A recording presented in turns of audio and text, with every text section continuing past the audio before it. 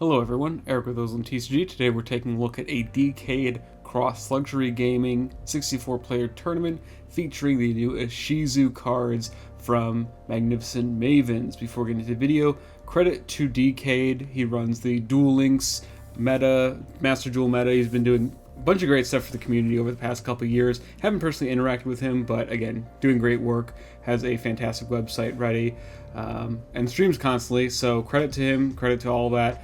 We did not make any of the charts or any of the lists here. We're just kind of taking a look at these lists and analyzing them, taking a look at what our format probably will be moving forward. Remember, Magnificent Mavens, at the time of recording this video, releases in 3 days, 3 or 4 days. So just be prepared. We're going to take a look at top 16 and then move up from top 16 all the way up to top 4 and then first and second place, etc. There were quite a few fantastic players. I know Jesse Cotton and Hani Jahari were both featured in, I think, top 4 each.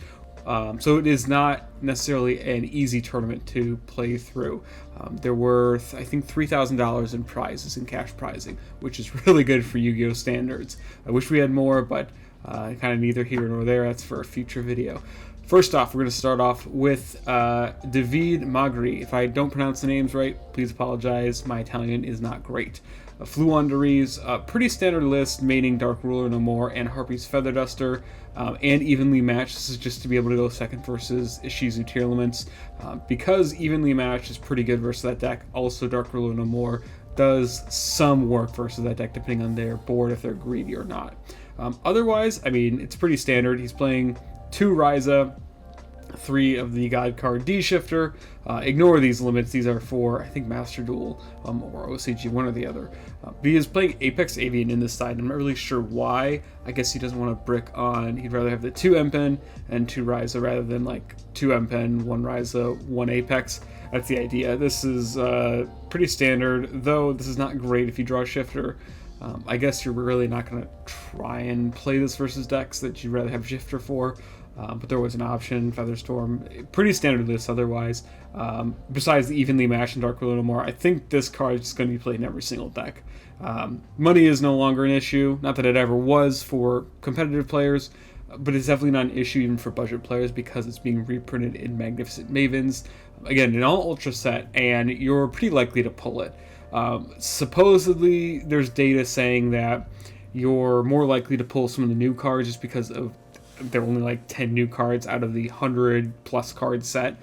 So they're making it a little bit easier to get the new cards, but still enough to get reprint cards that are highly sought after because this card has been like $25 to $30 past couple months in the TCG. Anyway, next list. Ishizu Tearlaments. Okay, this is where we're getting into the Ishizu cards. So if you don't have Herald of the Orange Light and you want to play Ishizu Tearlaments, you should have gotten them like 3 months ago, but if you haven't already, get them now. You do play this card in the Tearlaments Ishizu version because these are all fairies. They are all Earth fairies, and they do trigger off of orange light. So you negate an opponent's monster effect, send Kelbeck or Kelbeck or Agido, and get their effects off being sent of orange. B-Seals are for the Tearlament mirror match effectively. Otherwise, a very clean list. I mean, I honestly would play something very similar to this. I think this is probably better moving forward, having these cards in the main deck unless you're playing some other tech cards. This list specifically, he's playing Beatrice because he's playing the base seal cards. 1 Magnamut can translate into Beatrice because you go Druis Worm in the end phase or in your beginning of your turn before you summon this. And he is switching opting to play just 1 Kit Colossus. A couple players were doing this with their Tearlaments lists. It's really kind of 50-50 right now between playing 1 Kit Colossus or 2 Kit Colossus. Some people are also playing Reaper, Ghost Reaper and Winter Cherry specifically, so we'll talk about that once we get to here. And then, of course, this is Volcanic Scattershot. If your opponent sends it to the graveyard with their Ishizu card effects, inflict 500. It's just for time rules, that's all. I don't know if time rules apply for this tournament, but we'll probably see something like this in the actual game, in person, just to try and kill them. I don't think we might see the Skull Ladybug, whatever it's called, the one that you gain 1,000 life points. We'll probably see that in some way, especially if this card has some popularity or some success. I think we'll see the Neko Mane King, the one that if it's sent to the graveyard from the deck by the opponent's card effect, it becomes the end phase.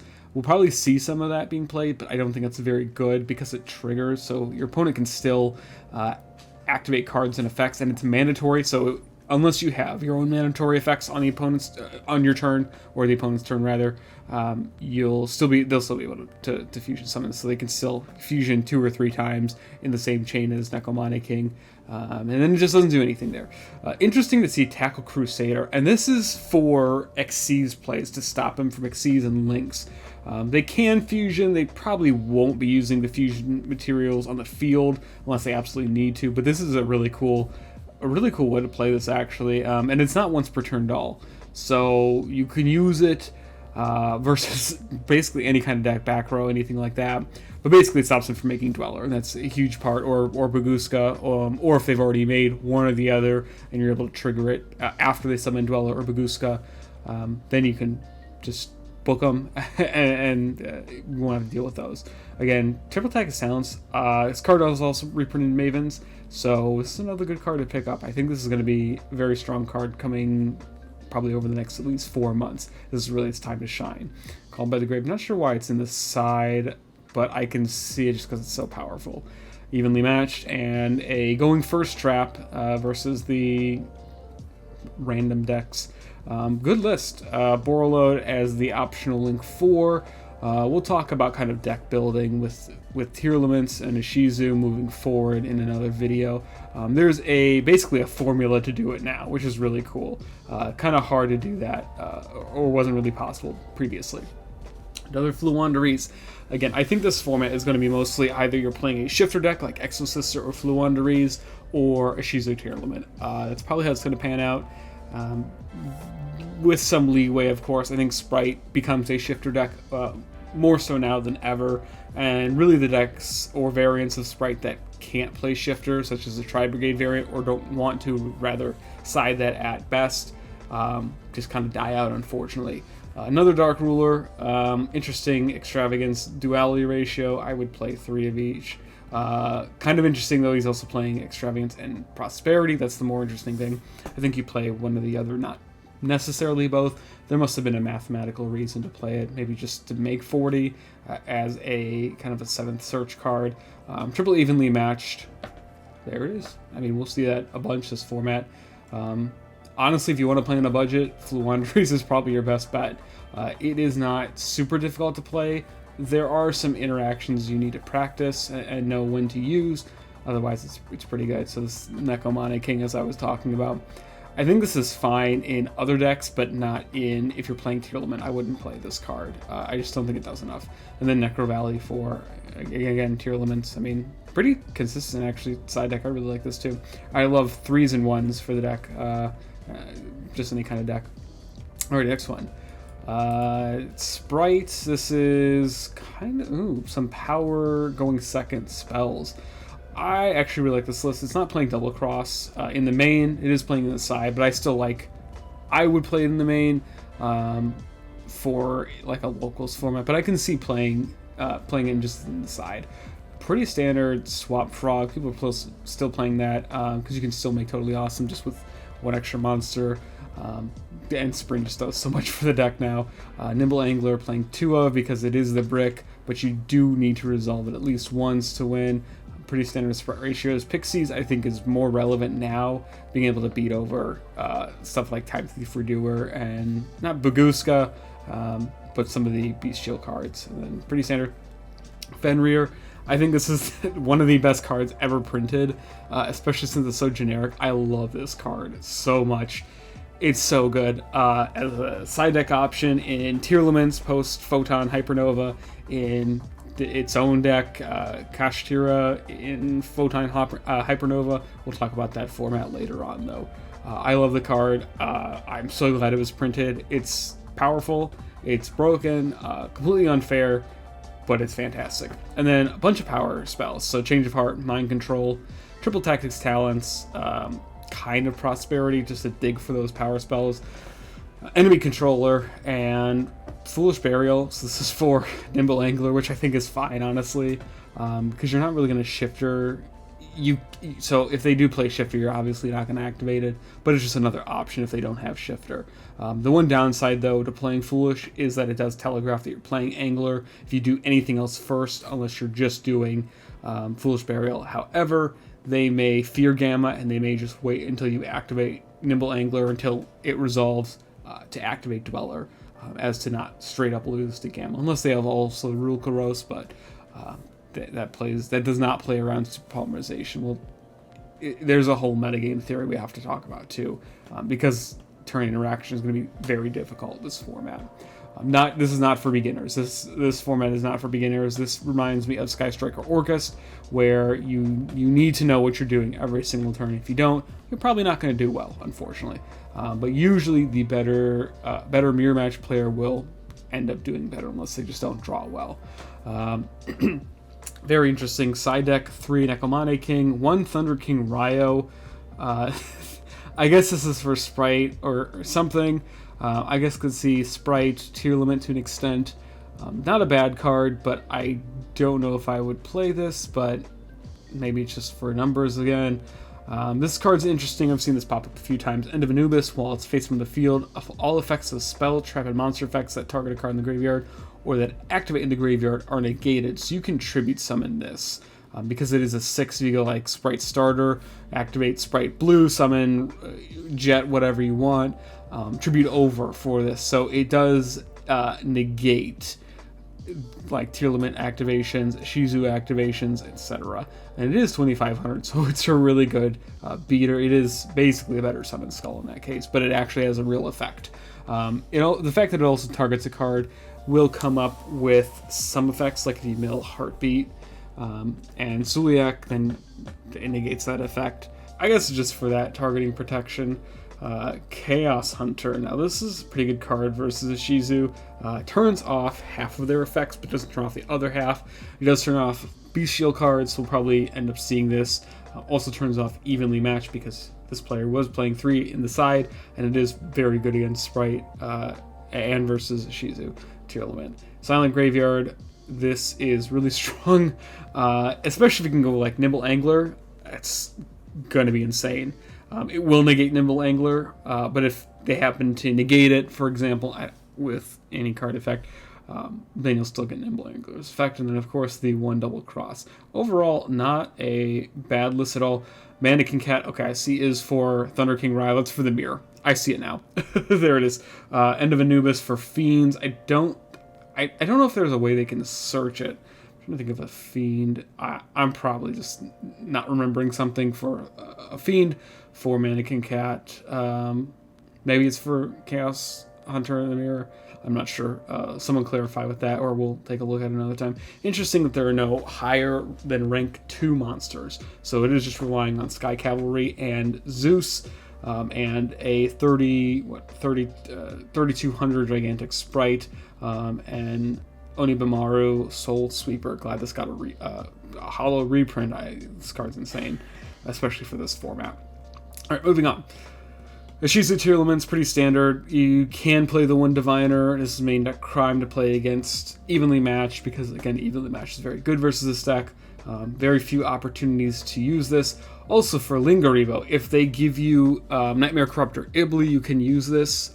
You can use it as material to summon this. It also negates the effect of Evenly Matched. It's a very good card. We'll probably see this played, especially with Photon Hypernova once Kashira is in the game. We'll talk about that another time, though. Diviner can send a level 4 Earth Fairy, so your Ishizu cards, to become level 6, and then in addition to a level 4 extender such as Shiren or Reno Heart, you can summon Baron de Fleur. It takes the place of Blazing Cartesia now. So I think that card's just kind of it's not useless, but it's just better to play Diviner in this case. Triple Super Poly, pretty standard. Otherwise, pretty concise deck list. I think this is the one flex spot now. You're either playing Lingaribo or the second Kit Kalos, because everything else is basically mandatory at this point. And there should probably be room for Link 4 or Link 5, such as Borreload, Access Code Talker, or Underworld Goddess of the Closed World. Yeah. Next one, this is the branded Tearlaments. Okay, so he's made in Gamma. Just the 1 Albaz. Not playing Cartesia, which is fine. 2 branded in High Spirits. Not sure what the reasoning for that is, and I'm not sure what the reasoning for triple poly is, but this is basically just add fusion cards. Here it is. So if your opponent happens to be playing Branded Tearlaments, you can go Mannequin Cat and summon Edgem Chain, and then summon End of Anubis or Chaos Hunter from the deck. I guess that's applicable. I guess people are guessing that maybe Branded Tearlament is a decent counter. I'm not entirely sure. Maybe Masquerade does something that I'm not thinking of, or just has really good grind. I don't know. Droplet, if you don't have this card, you need to pick this up. It was reprinted in the tins last time, but you still need to play it. Alrighty. Pretty good main deck. Double Guardian Chimera. I guess they go through 2 each game. I could see it. And then for the Tearlament deck, Zombie World, Raw Sphere Mode, Galaxy Cyclone. I don't think this card's good enough now. Really hard to play, but I guess just for the mills. Branded Banishment, and then evenly in the side. We'll probably see that, or in the main, unless you're playing a Ishizu Tearlament. Pretty similar list to the other Ishizu Tearlament deck. Reaper, we'll probably see a lot more Reaper, and I think it's fine until people are playing more Crime, or if they're playing Crime at all. You should be at this point. It does add back your 1 kick close. Fun fact of the banish. That will come up at some point, and if you remember it, then it's fantastic. For the Mirror and Triple Magnum, which I would rather see, this is interesting, just the 1 Druid Swarm. I don't know the ratios there. What the reason is, yeah, I don't know. I guess it's just a better card to have on its own than Magnemite, so I guess that makes sense in that regard. No Spell and Trap removal no Spell and Trap removal at all, but I guess you don't really need to, honestly. This deck's really good at grinding and playing through boards. It's ridiculous. It's going to be a very long format, just so you guys know. Kind of similar. I would play Droplet in the main as well, because they do trigger the Ishizu card. Some of the Ishizu cards, not all of them. Called by the Grave in the main. Ishizu cards are never hitting this though, because generally they'll have one of the shuffles. So either Keldo or Medora. In the side deck, triple Magnuma, Endrew's Worm, triple Tactics, Cosmic Cyclone, and Evenly. I really like the side. All 3 ofs. I will probably end up doing something similar if I'm not playing Bestials in the main. I'm a fan of this list, actually. The 2 Kitkalos, I like Kitkalos more, but I think I would play Bagooska instead of Redoer if I had to choose one or the other. Obviously, Dweller remains because it's insane. Card's absolutely busted, especially now. I probably shouldn't be in the game anymore, but we have it.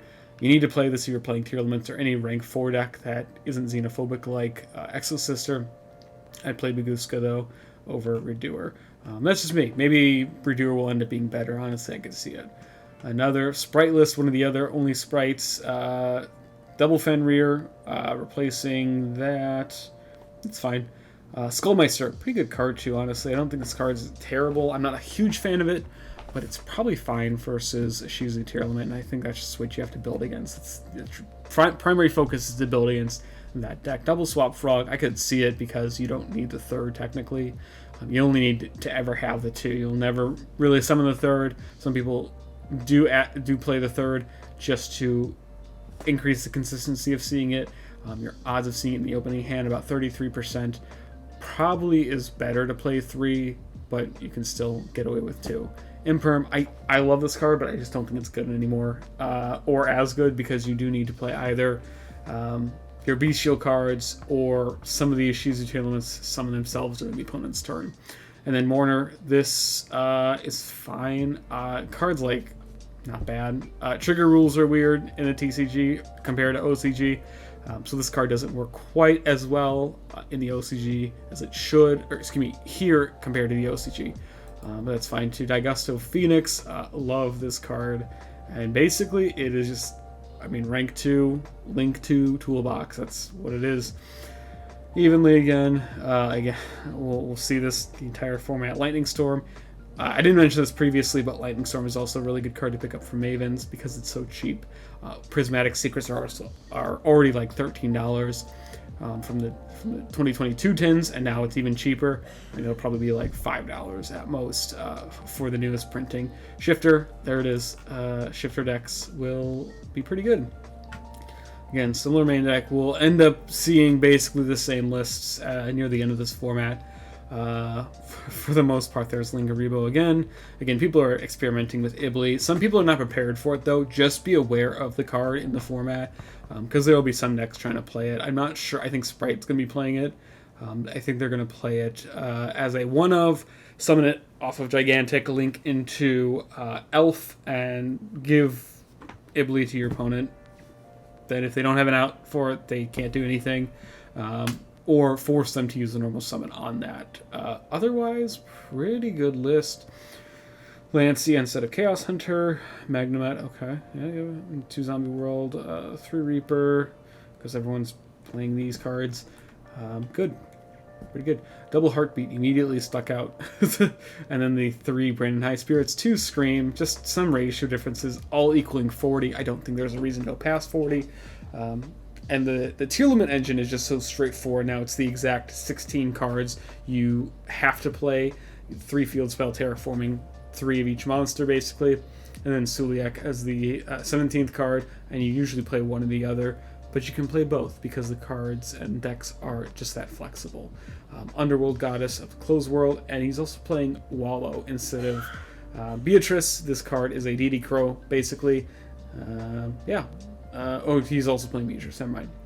He's not playing another rank 4, he's just playing the 2 rank 6s because he's playing a higher count of Beast Shields. So, not a bad idea. Side deck, Droll, Nibiru, okay, not terrible. Evenly and Cosmic, I think, are the best 2 side deck cards in this format. And Sprite kind of doesn't need them, but they just remember that they do exist. Conflict here, but that's okay because Sprite can just reduce all of your resources, trade with your resources effectively, impermanence, and Beast Shields use impermanence first, of course, plus Skullmeister. So I think this is fine. Valor, and Shifter, okay, Gamma, yep, I think we'll see more Gamma later on in the format.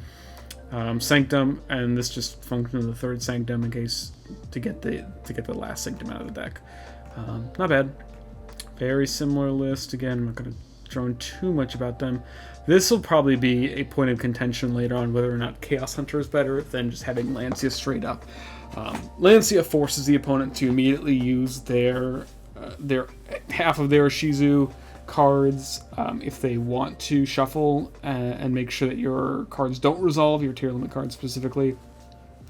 Otherwise, I'm not really partial to one or the other. I think Chaos Hunter will probably end up being a little bit better, though it is a super poly target, which diminishes its value a little bit more. 3 rank 4s here. And then here we have Jesse Cotton's Ishizu Bestial Thunder Dragon Tearlaments deck. This is really interesting. I will probably end up talking about this or just playing some test hands on video another time, but this looks a lot like the 2019 Thunder Dragon. It was a powerful combo variant of the deck. Really, really fun to play, and I think he played that for the NAWCQ in 2019 as well.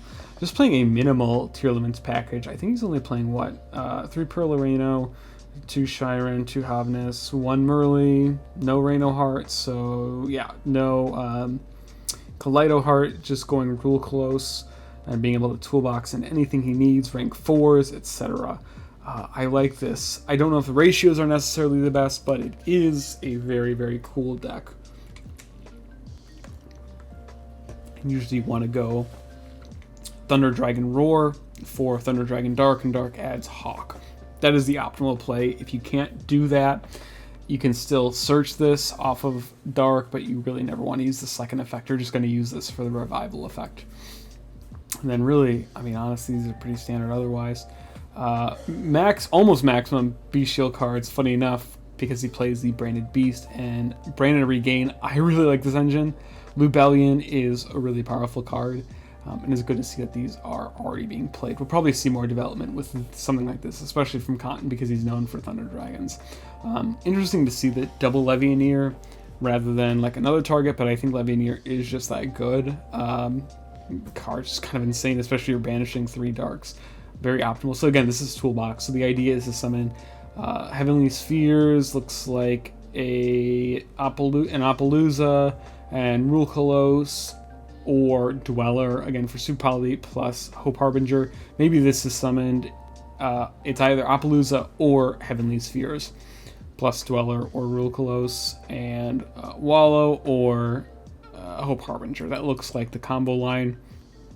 Side deck, Raigeki, funny enough, is pretty decent against Tearlament now, so we'll probably see this played a little bit more. I'm not sure. I guess the Twin Twister is just for synergy with some of the Thunder Dragon cards, so I could see that being played over stuff like, I don't know, Cosmic Cyclone, because you really care about the discard more than actually destroying. The destroying is just another decent effect.